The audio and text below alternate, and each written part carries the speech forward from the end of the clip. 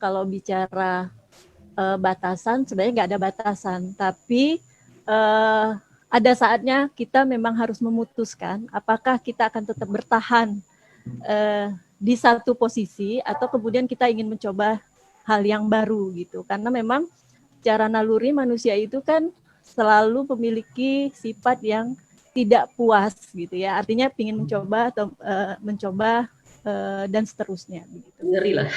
Oke, kita lanjut ke KIP yang ada kucing di belakangnya. Iya. Penonton dan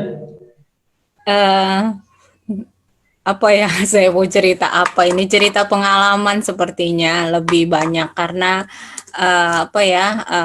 hampir mirip-mirip juga dengan apa yang sudah disampaikan para pendahulu gitu. Pendahulu. Jadi apa ya, mau cerita kapan kita ya merasakan situasi ingin melanjutkan satu kegiatan atau beralih ke yang lain dan sebagainya, ini sebenarnya ada hal yang penting bagi saya pada waktu itu. Sebenarnya awalnya itu ketika memang masuk juga ke sebuah lembaga NGO, awalnya juga awal-awal tahun itu memang hampir mirip juga seperti yang disampaikan oleh Kak Wati, bahwa kita mau di NGO atau mau di sebuah pemerintahan, di non or di government gitu ya. Nah, itu kalau Kak Wati bilang ada tuntutan keluarga, saya sebenarnya nggak ada tuntutan di keluarga saya gitu. Jadi keluarga saya cukup cukup atau karena kebanyakan anak nggak diperhatiin gitu. Enggak ya. Jadi cukup apa aja ya, cukup santai gitu melihat saya mau bekerja atau mau di mana itu urusannya yang bersangkutan, karena memang prosesnya mereka sudah menyekolahkan, sudah memilihkan, sudah memberi fasilitas dan sebagainya, dan itu udah selesai kalau untuk sekolah. Nah, untuk memilih pekerjaan itu sebenarnya adalah otoritas saya sendiri gitu. Jadi memang saya memilih memilih pekerjaan itu juga melihat bahwa segala sesuatunya itu saya nikmati gitu. Jadi saya tahu sendiri saya ini orangnya seperti apa. Jadi saya kenal diri saya sendiri ini, saya senangnya di mana, tidak ada dan tidak terlalu menuntut rutinitas yang terlalu intens begitu. Jadi kayaknya di non-government adalah yang kalau gaya Kak Wati tadi passionnya gitu. Jadi saya juga mulai menyukai dunia non-government ini gitu ya. Karena sebenarnya di secara ke mahasiswa mungkin tidak terlalu tidak terlalu mengikuti kegiatan-kegiatan kampus gitu. Tapi saya memang dipesankan kuliah cepet-cepet karena duitnya kan gantian gitu. Nanti yang lain juga mau kuliah gitu. Jadi keluarga besar kan, jadi memang harus bergantian. Nah, di NGO ini juga saya menyadari bahwa kayaknya ini pilihan saya, karena saya ke government juga nggak cocok bagi saya pada waktu itu gitu. Jadi awal-awal itu. Jadi saya yang paling penting adalah bahwa saya bilang kayaknya government bakal rugi nggak ada saya gitu. Jadi saya ke non government aja. Gitu, terlalu pede. Jadi dilemanya sebenarnya nggak terlalu dilema ya. Jadi memang saya kenal saya maunya di mana, jadi saya ya putuskan saja gitu. Nah, baru berapa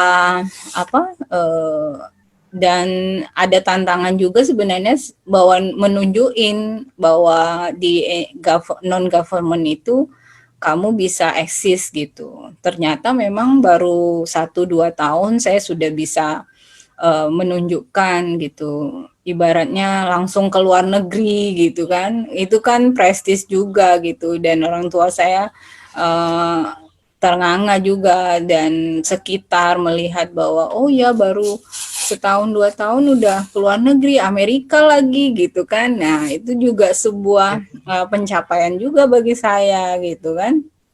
Ya, dan berikutnya pergi lagi gitu kan. Jadi, wah ini kayaknya keren ya di non government gitu ya, karena bisa keluar-keluar. Karena nggak ada lagi orang, mungkin cuma saya yang bisa keluar pada waktu itu kan.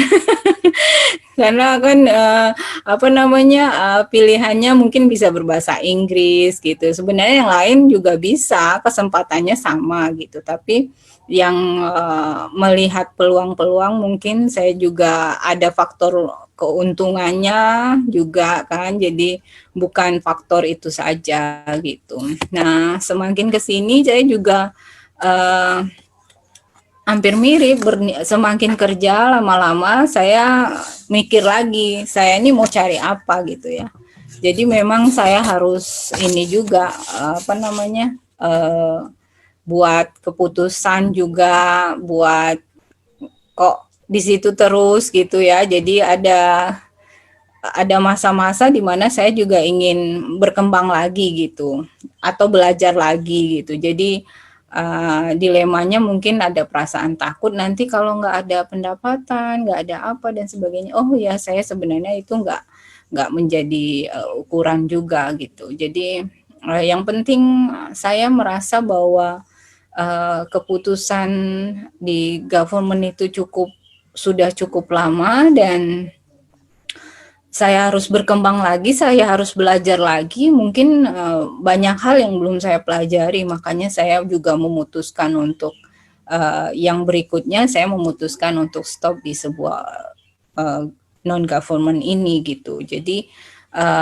kalau dilema-dilemanya sih sebenarnya nggak ya perkataan kata hati-hati aja, tapi saya yakin dengan hati saya yakin dengan apa keputusan yang saya buat, dan saya harus tanggung jawab untuk itu gitu. Jadi memang saya memang harus buat keputusan itu ya. Mungkin nggak terlalu panjang, nanti bisa cerita lagi. Itu akhirnya saya sekarang sudah memutuskan untuk tidak di non government lagi, di NGO, tetapi saya belum pikirkan mau ngapain lagi. Sudah saya pikirkan tapi belum dijalankan lagi gitu ya, gitu. Gitu apa? Ya, poin pentingnya tadi Kak Epi cerita tentang pencapaian. Nah, itu biasanya kan kalau ditantang, saya juga mengalami itu. Kalau sudah ada ditantang dengan pertanyaan, emang gimana itu? Mapan enggak kalau di situ gitu? Ujung-ujungnya ya menjawabnya itu biasanya kita dengan pencapaian-pencapaian yang lain, kayak bisa keluar negeri, bisa. Tapi menarik juga itu.